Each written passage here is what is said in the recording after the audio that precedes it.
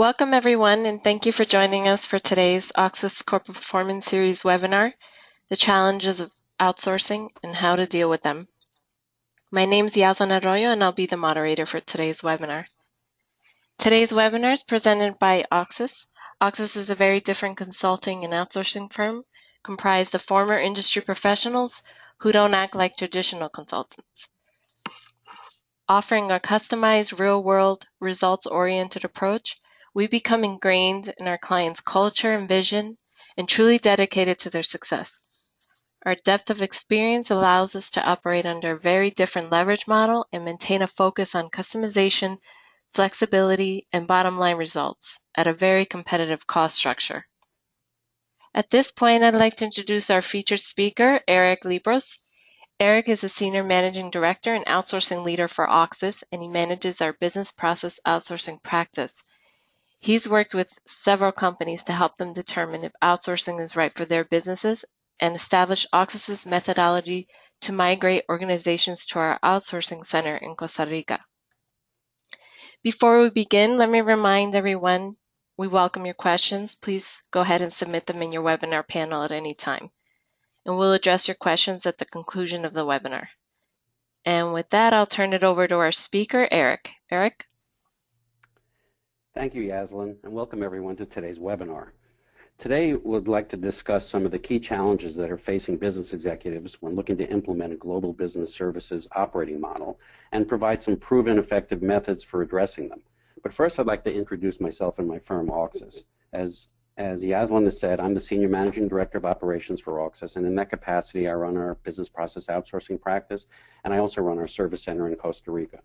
I spent most of my business career helping companies design and run back-office operations, focusing on aligning the organization and its processes and technology to drive cost and process efficiency. Now a little bit about our firm. Auxis was founded more than 18 years ago, and since that time we've served more than 350 clients, including a broad range of mid-market and global enterprises. We're one of a handful of firms that offer management consulting, IT consulting, and outsourcing in a nearshore model. Through our two primary service lines, management consulting and outsourcing, which includes technology and business process outsourcing, we focus on helping business executives and their companies run more efficiently and profitably. We're experts in bringing together operational strategy, process transformation, and information technology, and we offer a hands-on, roll-up-your-sleeves mentality and an emphasis on flexibility and customization and an operational mindset. Today's presentation will provide insights into the role that global business services plays in today's business operating environment, including the leveraging of outsourcing to drive cost and operating efficiencies. The term global business services, or GBS, is the new industry term for the centralization of back-office processes to drive increased performance and efficiency, leveraging the global labor market. Often, it provides a hybrid operating model that encompasses both outsourcing and shared services and has a combination of domestic and offshore service models included. In addition, we'll discuss the drivers for change that are causing business executives to look at a GBS model and examine the challenges faced in integrating outsourcing into the GBS operational strategy. Finally, we'll highlight some of the successful methods that we've seen of addressing these challenges to achieve a strong partnership with your outsourcing provider. Many of you may have already started down the road of global business services, either through the establishment of a shared service operation within your business or through outsourcing some of your back office functions, or perhaps some combination. If you've not already jumped into the pool, let's discuss why others have. It's typically a combination of any of these three factors. Cost savings is the most common factor that people cite for why they've implemented this kind of operation, with offshore labor savings typically ranging from 25 to 50% of domestic costs. The range varies, and it's based on the types of services that you may be moving offshore, as well as the location you move them to and where you're moving them from. Asian labor rates, while climbing, are still lower than nearshore labor rates, generally by 20 to 30%. But of course, you're dealing with other issues when you leverage the Asian model, such as time and distance, cultural and language issues, amongst others. Operating efficiencies is another reason people cite for considering a GBS model, and surveys have shown that beyond cost savings, companies can achieve an additional 10 to 30% in cost savings through efficiencies, generally from standardizing and optimizing processes, revising organizations and roles, and automating manual processes. And lastly, operational focus is a third major reason that people cite, with companies looking to spend less time on transactional, non-core strategic type of activities, non-strategic type of activities, and more on innovation, strategy, and customer-focused activities. Outsourcing itself is now a well-established, mature business function. It's been around for more than 20 years. And it's gone from the world of large global enterprises to basically now being accessible by companies of any size. As evidenced by this, 80% of large companies currently use outsourcing in one form or another, but 58% of mid-sized companies and 43% of small businesses now use outsourcing services as well. This according to an annual survey published by the Duke University's Fuqua School of Business. The survey further goes on to state that most of these companies are looking to expand their outsourcing footprint to include additional services and additional functions. And the model has evolved from an Asia-centric one to one that incorporates a number of other regions around the world, including Eastern Europe and even some rural domestic options. But Latin America in particular has emerged over the past 5 years to become a major player in the GBS world. Now let's take a look at some of the primary areas where GBS has taken hold, starting with the finance and accounting area. In finance and accounting, there's been a continued expansion in the heavily transactional areas that have traditionally been outsourced, the areas such as accounts payable, expense reimbursement, general accounting, payroll, etc. All areas that many companies are leveraging some form of outsourcing to address a lot of business needs. But what you're seeing now is that in addition to these areas, certain less traditional functions are being migrated to outsourcing, things like billing, fixed asset management, collections, other areas that are kind of not as in the mainstream of outsourcing, but companies are looking to leverage the lower cost and the scalability.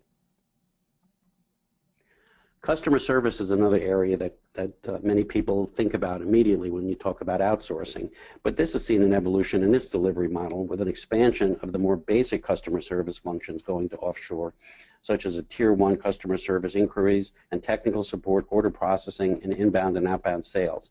These areas are seeing more push towards an outsourcing model as companies are looking to lower their costs and again provide a more scalable operating model. But at the same time, some customer service oriented functions are looking to come back within organizations, particularly ones that focus on more complex customer interactions, such as Tier 2 or 3 customer service, customer loyalty programs, and social media functions. IT is the most mature and commonly used area for outsourcing, and technology advancements such as the cloud are providing an even greater impetus for companies to look at moving functions offshore.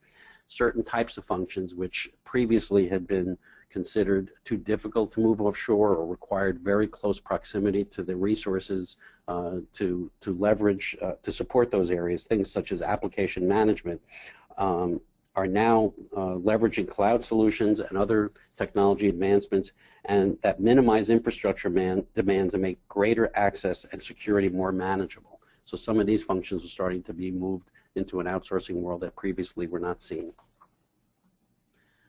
This really highlights another point, which is that technology advancements are clearly having an impact on the overall outsourcing decision. Companies are leveraging some of the new technology advancements that are available, things like big data, enterprise mobility, cloud, and certainly the cloud, to access these global resources in a more easily managed process. Another side benefit of this type of migration is that the businesses themselves are looking to implement these types of solutions, but they're often very costly to implement and very difficult to implement. So what companies are doing is they're leveraging a third party that already has these type of platforms available, mobility, big data, cloud, etc., and leveraging their original investments and basically buying what they need from it, and then being able to leverage those resources to support an outsourcing decision.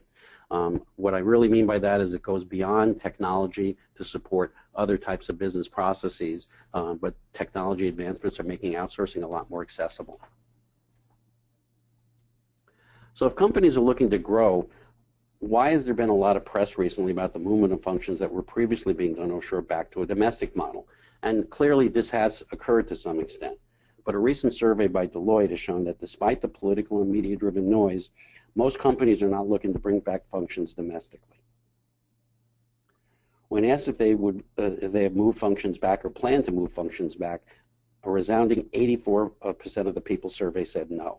Of the 16% that said they did move functions back, the large majority of them, 72%, highlighted the issue of supplier performance as the primary reason, and gave other reasons such as the inability to achieve projected cost savings that were offered as well. But interestingly, things that you would expect to be higher percentage in the reasons why companies bring things back, things like political and social concerns and political motivators were not really considered major reasons for bringing it back. Less than 20% of the people mentioned this as a reason. To support this view, 75% of the people surveyed said they did not believe that the legislation should be enacted to limit outsourcing, and 63% did not believe that legislation would be enacted. Only 32% of the people who were surveyed said that there would be a significant impact from the government on the use of outsourcing. Clearly, what the data is showing us is that global business services and outsourcing are here to stay, and the emerging business markets and the advancements in technology that have occurred have helped to solidify its place in the business world. Outsourcing is becoming day-to-day part of normal business operations. So if that's the case, why aren't more people doing it, and what are some of the concerns that people are feeling? Well, we've done some surveys ourselves, and we've also done some research around it, and a lot of the themes that you hear from people are fairly commonly expressed about why what they're concerned about when they're considering global business services and outsourcing. And typically, they've ranged from operational to political and organizational to cultural. The number one reason, as we've talked about before, is concerns about supplier performance. Is the supplier going to be able to do the job as well as I do it? The second reason that people often cite is loss of control. Clearly, it's a very different operating model when you're moving something to another country that could be literally halfway around the world than when you have to go down the hall and tap somebody in the shoulder and say, hey, what's going on with this? Loss of control is a very big concern that people express when talking about moving to an outsourcing model. The ability to implement and manage the type of offshore solution that's in place is another common concern that people express. And this is very much related to that loss of control thing, because not only are you losing the immediate access to the people, or at least the perceived immediate access to the people that you're working with, but they're halfway around the world, and the communication becomes more challenging. You have issues of time zone and proximity that make it more difficult. So a lot of people are expressing concerns around how effectively they'll be able to manage this type of relationship ongoing. Another concern that people cite is the inability to achieve cost savings, as we've discussed. There's maybe some doubt or some concerns about whether or not those cost savings are truly attainable, and then the question becomes, how do I make that happen? One of the more interesting comments that people often make is the loss of tribal knowledge. Tribal knowledge is that undocumented information about how your company operates that often resides in the heads of a few employees who are not necessarily willing or eager to share it. While this is a definite concern that people have, it's also not necessarily a good thing to have a lot of tribal knowledge in your business. People leave, people have different reasons for not necessarily sharing that information. So loss of tribal knowledge, while it's a concern, is also something that should be addressed and often is addressed as part of this process. And lastly, one of the concerns that people cite are political and employee backlash, the reaction, the negative reaction that you'll get from announcing that you're going to be moving jobs to another country. But as we've seen, some of these concerns are echoed by the people who actually brought back functions in-house, as we've seen in the previous slide. But the majority of these concerns are consistent with the issues that have been stated by other organizations over the years, pretty much since the beginning of the outsourcing evolution, and most of those companies have gone on to successfully implement and operate offshore solutions. So obviously, while there's legitimate concerns that need to be addressed, there's certainly ones that can be managed and can be overcome.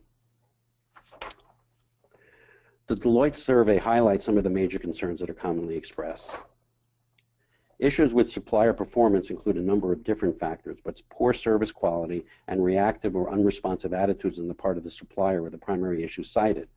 Other factors related to supplier performance included a lack of innovation, unqualified resources, and poor service level performance.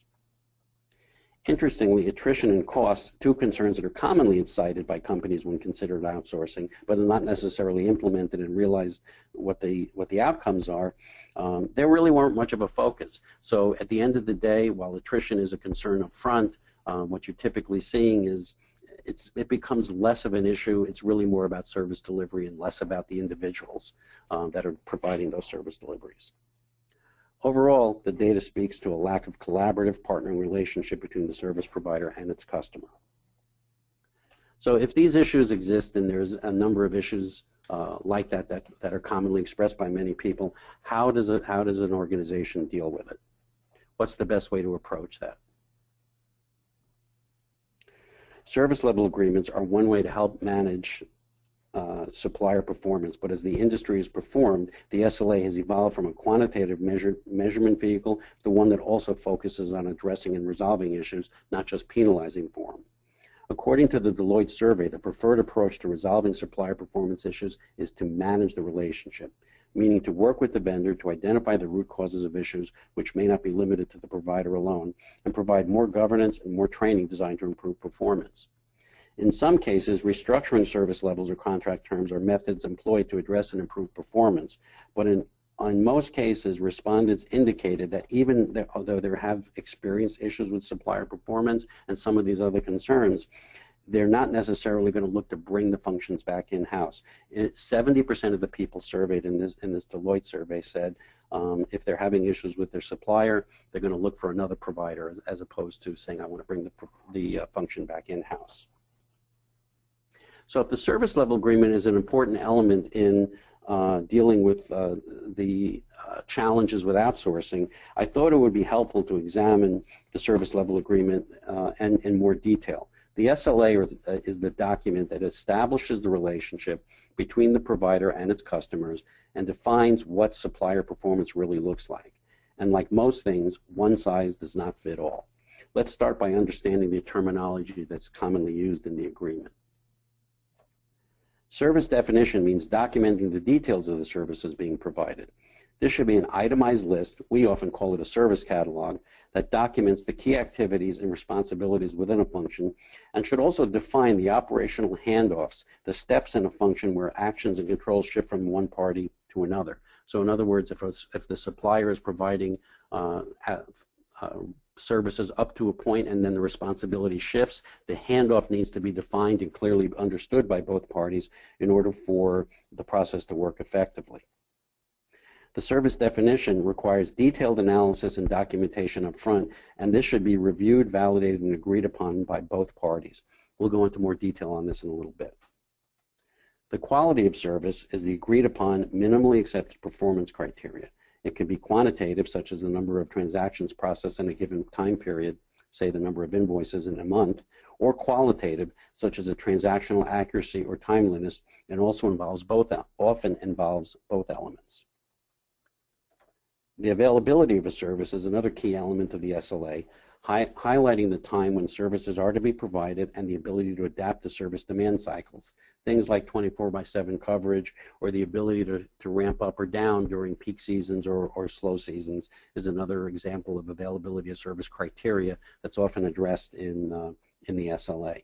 Another metric that's often utilized more typically in IT-related SLAs is a system availability or uptime. There are other key requirements of the SLA that are often included in the document, such as defining the business continuity, disaster recovery strategies, addressing compliance requirements, things like SOX controls or PCI, the payment credit card industry standards and controls that need to be in place for accessing proprietary and confidential data, things like reporting, and various review processes and the timing around those reviews, as well as issue escalation and reviewing processes overall. These are all things that should be defined clearly in an SLA document with the supplier.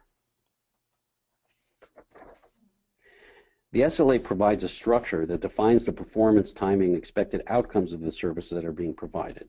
And as previously discussed, one of the expected outcomes is almost always going to be cost savings, but it should not be the only goal. Trying to work on the cheap often results in subpar performance over time, and an effective SLA lays out a structure that supports both cost savings and performance effectiveness that is manageable for both the customer and the service provider. The old adage definitely holds true here: you get what you pay for. If you try to squeeze your supplier to try to get the lowest cost possible, often you're going to get the quality of service to match. Regardless of the structure, there will be issues, and that you can count on. The SLA should also provide a structure for dealing with these issues. A well-written SLA establishes a platform for cost and performance improvements over time, as we've talked about, but also provides that same platform to address issues that arise. It provides the methodology to address them, the rules of engagement, communication, and escalation protocols. So when an issue is triggered, there should be a whole process that follows that says, how do I escalate the issue, how do I address the issue, what's the timing around resolving that issue, and what's the potential impact of doing that. But what is the definition of performance failure? The service provider is going to try to set the standards that are easy for them to meet. I'm sorry about that. So how should the SLA deal with performance issues? What works better, the carrot or the stick? The natural reaction of most customers is to have a penalty-based SLA, providing financial penalties for suppliers who fail to achieve performance objectives. What is the definition of performance failure? Well, the supplier is going to try to set that standard as easy as possible for them to meet to avoid these kind of penalties. Is that in the best interest of the customer? If you're going with a stick-based approach and you want to penalize a service provider, that service provider is going to try to give themselves as much room as possible to avoid those penalties. That inherently presents a challenge because it starts to dilute the performance standards that you want to achieve. And what's the true impact of a performance failure? It's one thing to late pay an invoice, and it's quite another thing to provide poor customer service that results in lost business. The penalties need to be reviewed in the context of the impact of those penalties. The failures need to be reviewed in the context of the impact of those failures, and the penalties should address them accordingly. The industry essentially has moved from punitive agreements to ones that are more rehabilitative. The process of identifying issues early, establishing their root causes, and working to address them has become more of the norm. Working together to fix a problem rather than blaming each other has proven to be a much more effective process in the outsourcing model. Remember, not all problems are going to be the supplier's doing. There are those handoffs that we talked about earlier and the sharing of responsibilities. An effective SLA should establish a foundation of honesty and collaboration and not blame.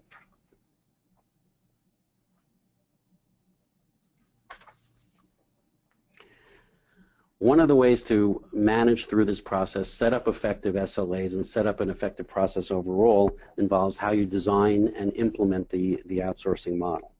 The initial design and migration process is a critical first step in establishing an effective GBS operating model.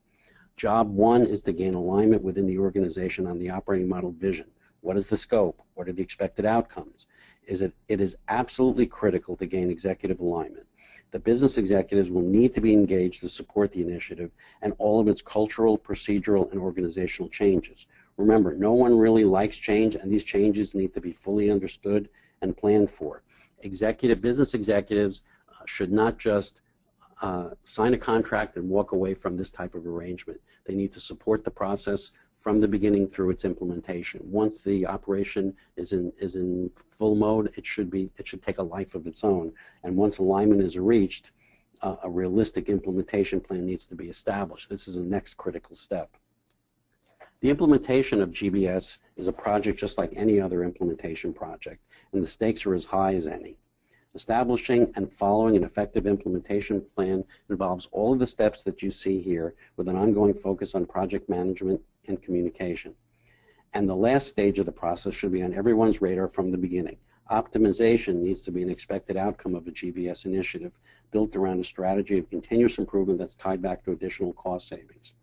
There are multiple ways to achieve this through a variety of process improvement, automation, and organizational initiatives, and they need to be identified up front and planned for throughout the process. Once again, if you just focus on cost, you're really losing a lot of the opportunities that are available to you through additional ongoing improvements that you can implement in your business. And getting a provider, if it's an outsourcing model, to be engaged in this process is another critical step. What you see here is a sample migration plan laying out the various steps in the process, and I thought it would be helpful to kind of walk you through this type of model so you understand what's involved in implementing, whether it's GBS or outsourcing. It's pretty much going to be the same type of model. The first phase defines the scope and approach and lays out all of the details of the initiatives to come. As discussed, a realistic approach to implementation is critical. The timing is dependent upon the scope, the scale, and the complexity of the initiative, and this should not be shortchanged. So before you even get into it, understand all the steps involved. Understand your business case, understand the legal terms, understand the timing, and put together a solid communication plan to the rest of the organization. The design phase is where the current processes are documented and the to-be model is defined. This is a critical phase that requires a detailed walkthrough of the current operations and the development of critical standard supporting documentation, such as standard operating procedures, which are step-by-step operating guides that serve as the foundation, not only for the training, but for the ongoing operation that takes place afterwards. The initial SLA structure is often laid out here as well, although final performance metrics typically should wait until the new operating model has established some baseline performance. One of the things that we've seen is companies do not necessarily have a great handle on their true volumetrics and what it should be in a model like this. So baselining that through this type of process is a good step that takes place during this phase. The training phase often occurs once design is complete and the staff is hired and the facility is ready for business. Generally, this is a collaborative process as the older staff is often engaged to support this initiative, particularly those individuals who may be retained after go-live. While the design and training phase takes place, there are a number of other activities that are going on concurrently. New staff is being hired, the facilities and systems are prepared, and there are a lot of details to this step. So all of these things have to happen together, both design, training, and all the kind of infrastructure related activities need to all be aligned and work together in a very solid plan. Once training is complete, the hypercare phase comes up next, which is essentially a production ramp up, as the new operation begins to process transaction while the old operation begins to wind down. This usually occurs over a 60 to 90-day period and requires that there be an overlap of staff between the old and new organizations. Lastly, the production phase occurs when the new organization becomes fully responsible for all transactional activity and the SLA performance measures are fully in place and being adhered to. So as you can see, there's a lot of steps in this process before you actually get into full production, and it takes time to get there. So let's talk about how long should this process typically take. The timing is going to vary. It really depends on the size, the scope, and the complexity of the initiative. This chart gives you a pretty good understanding of the timing based on the scale and scope of the processes to be migrated, and also indicates the levels of risk and resistance that you're going to face when you try to make this type of change. Clearly what happens is the risk and resistance increases as the scale and complexity increases. So timing typically not only aligns with complexity, but also how to manage risk. That's an important part of this. Understanding what it takes to implement is going to better help you to prepare for the challenges that are come and to achieve a truly successful outcome.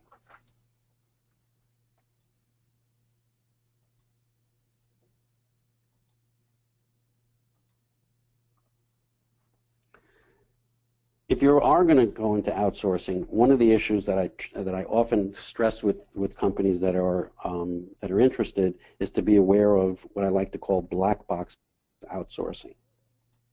Often service providers want to impose their systems and their processes on a customer where transactions are conducted in a black box and the customer really only sees the outcome of the transaction. While this may sound like a good thing, especially if you have issues with your current operations, in reality, it often doesn't work. The service provider wants to do it their way, not because their way is necessarily better than yours. It may be, but in the end, it's also going to be different than the way you operate. and it's definitely going to be easier for the service provider to implement and probably less costly. So it's critical that you are fully aware of how a process is going to work and where the handoffs will occur, as we've talked about, and what change will take place within your organization. This is especially true for first-time outsourcers who need to adapt to this change both operationally and culturally, and as well as looking at it organizationally. Significantly changing a process without fully understanding the impact of the change may be problematic, and it's very important that you understand how this is going to work, what the impact will be, not only internally to your organization, but potentially to your customers or vendors. Now, you can get a vendor to implement a custom solution, and typically they should be able to do that and should adhere to your desires to do that. But sometimes they're going to want to charge for it. So make sure that you understand all the implications of the new operating model, including any potential pricing gotchas. So in other words, the vendor may say, well, I have all these processes and I have all these systems and we'll just migrate everything to yours and it'll cost you one price. Oh, if you want to do it your way, well, it's going to cost you this much. There's definitely a difference between that type of approach, and you need to understand all the implications of it before you make your final decision. As previously discussed, cost savings is one of the main drivers for companies to consider a global business services solution. But as we've seen, one of the biggest areas of frustration for companies is their inability to achieve the expected cost savings. Typically, companies have not been able to gain the cost savings that they expected to receive.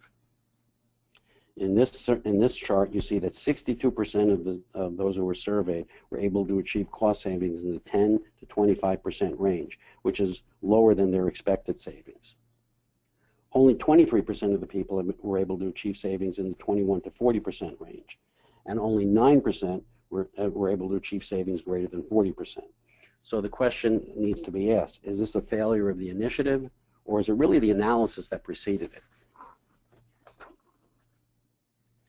Too often, the real business case is not fully understood when the analysis is done. There are many factors that go into the true operating cost, and without understanding these factors, the analysis can be flawed. Consider your labor costs and all of the factors that should be considered. The obvious ones, compensation, benefits, taxes, and the like, are easy to calculate, but I've seen many cases where companies do not consider the many other less obvious costs that are often in place. Overtime may be a factor in some businesses, as well as the use of temporary or seasonal staff. These should be analyzed and included in the cost savings. Another important factor are some fixed and variable costs that may be applicable, such as training, recruiting, infrastructure, and even facilities costs, which may be able to be recaptured. So truly understanding all of your costs, not just the more obvious ones, but every factor that goes into this allows you to create a true business case and make sure you capture all of the potential savings that are available. And another factor that needs to be understood is the work that's being performed and the people who are performing them. It's critical to understand the activities being performed in your organization and whether the roles that are in place and the compensation match these activities. Often, you may have highly transactional activities that are supported by higher level resources, meaning that you're going to be overpaying for the work being performed. And certain functions are going to be more transactional and should require lower cost resources with less management involvement. Conversely, you may want to give more higher value work being performed by your higher valued employees. This is where tenure comes into play, and the question of whether tenure is a good thing or a bad thing. I was actually asked this question by a client recently, and my answer was, it depends. Clearly, it's good to have an organization where you have a lot of resources with experience and knowledge of the business and its operation. But without properly utilizing these people, you may be overpaying for the work being performed. In this scenario, having senior staff perform highly transactional work means that in all likelihood you're going to be overpaying for the work being done. But it also means that you're not providing a highly rewarding role for your more experienced, valued people. At the same time, in this scenario, having long-tenured clerical staff means that you're certainly overpaying for the work being performed, and this can represent significant cost savings if the roles are being leveled. Tenure works when a business operation supports effective career pathing and professional growth, and it really doesn't when the people are just getting paid more over time to do the same job. So you need to understand how truly the culture and the operations in your business to see if this is a factor in your organization.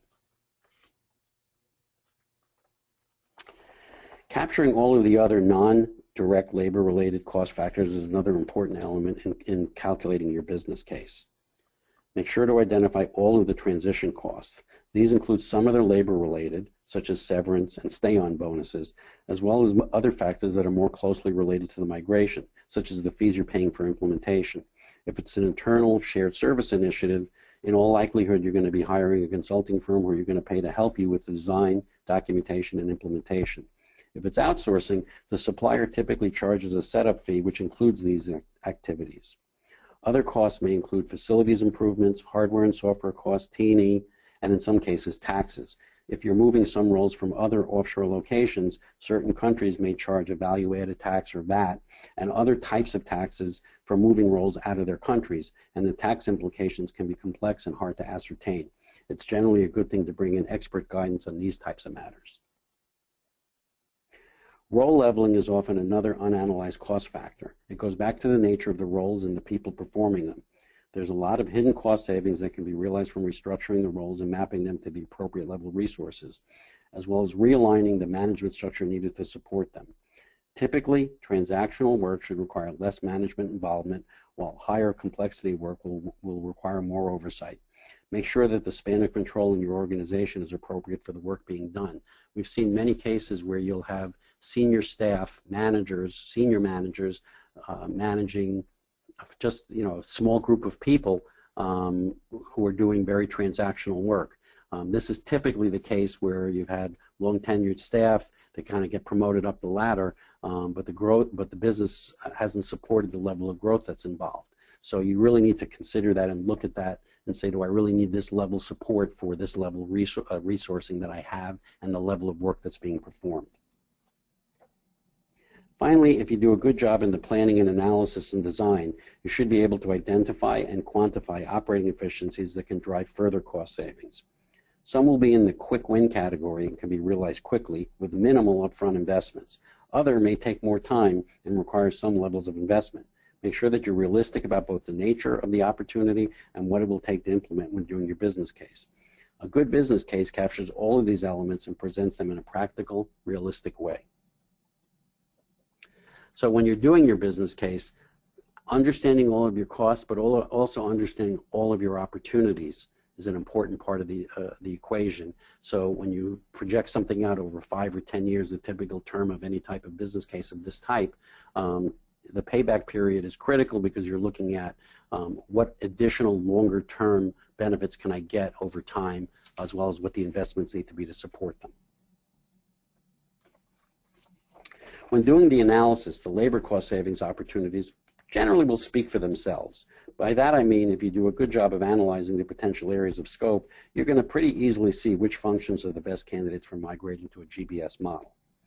But once you see the savings opportunity, make sure that you also factor in the complexity, core, and strategic nature of the functions, as well as the risks that are inherent in moving them.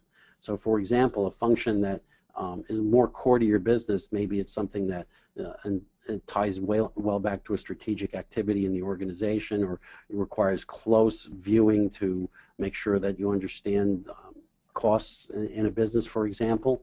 There may be a good opportunity to move it from a cost savings perspective, but you may not want to make the move because of the core nature of that role.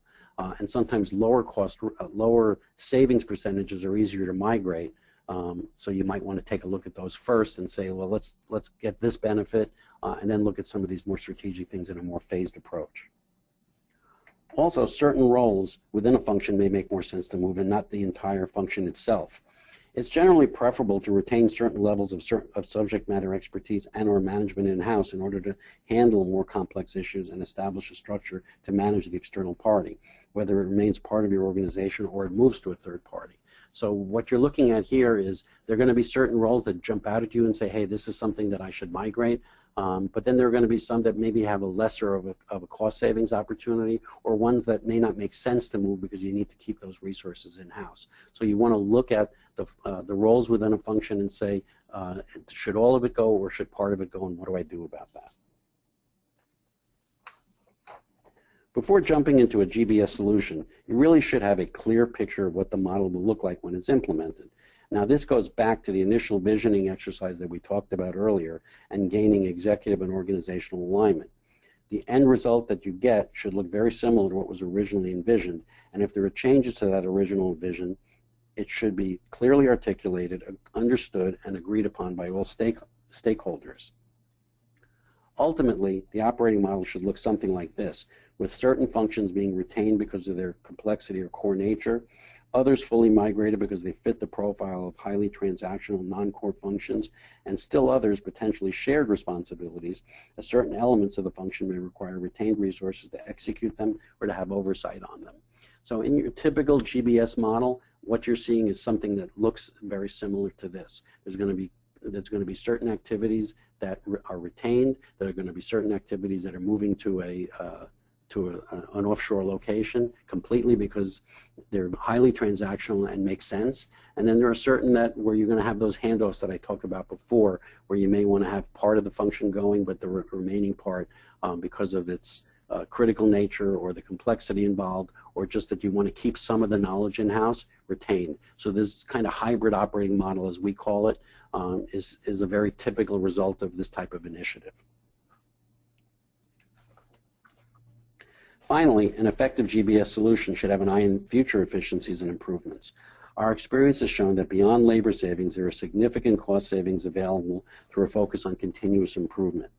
We've seen companies realize up to an additional 30 to 40% in cost savings through future state operational improvements and other economies of scale. These year-over-year additional savings are critical to establishing a strong business case. And the benefits will go beyond cost savings, as an effective initiative will also give you the ability to be more focused on strategic initiatives and help you to increase revenues and market share. You're spending less time focused on transactional day-to-day things and more time focused on the core strategic activities of your business. By definition, you should be able to bring more value to your business, and hopefully that results in higher revenue, higher market share, whatever your goals are. The real business case needs to account for all of these benefits as well. So in summary, global business services provides significant opportunities to reduce operating costs and improve business performance. Within the GBS model, outsourcing is playing a pivotal role that enables companies to be more focused on core and strategic activities while performing non-core transactional activities at the lowest cost possible. But these initiatives are not without their challenges, and companies have struggled to achieve the desired benefits. You see these in the form of performance issues, higher costs, and the risks associated with the implementation and ongoing management of the program. But as we've seen, there are proven, effective strategies for addressing these challenges, and most of these strategies involve several key factors: having a collaborative service provider with whom to partner, doing your homework on what it'll take to implement and what to expect after it's been implemented, and effectively managing the process through establishing and aligning the vision up front, and having strong communication, oversight, and controls ongoing.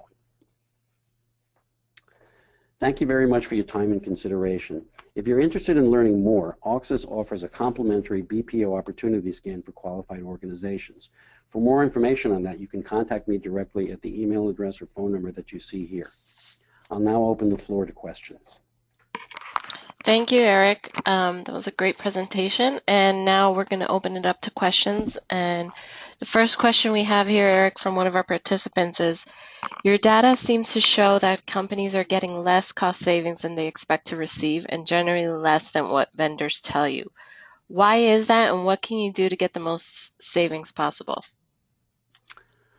That's a great question, and it's really at the heart of the things that I'm trying to talk about here. I mean, the first thing I would say to that is when the question, when you're asking the questions up front and you're dealing with the vendor, really drill into what the opportunity savings are that they're talking about. Understand their operating model. I've seen a number of cases where vendors basically say, okay, well, here's what I can do to deliver your services. They don't truly understand your operating model, and in the end, once you get into the agreement, all of a sudden you're finding that, oh, it's not working effectively, they need more resources, they need more people involved in the process, and the next thing you know, the price is going up.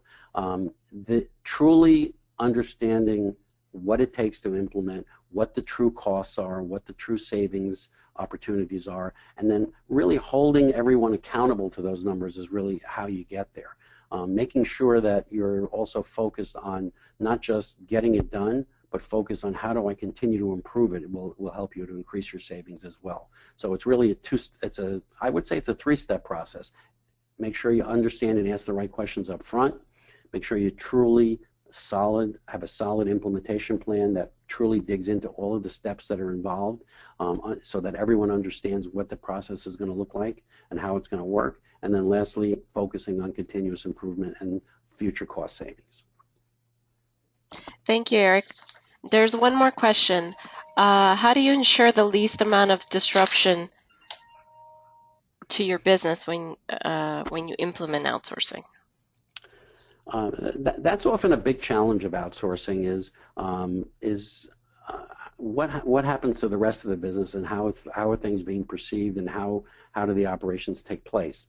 So there's really two parts to that question. One part involves making sure that the process is migrated effectively, that it's done with the proper controls in place, the proper transition in place, and that the handoffs are effectively realized. So the process migration is one way to minimize disruption. But then the secondary piece of this is, what about the rest of your organization? How do you deal with that?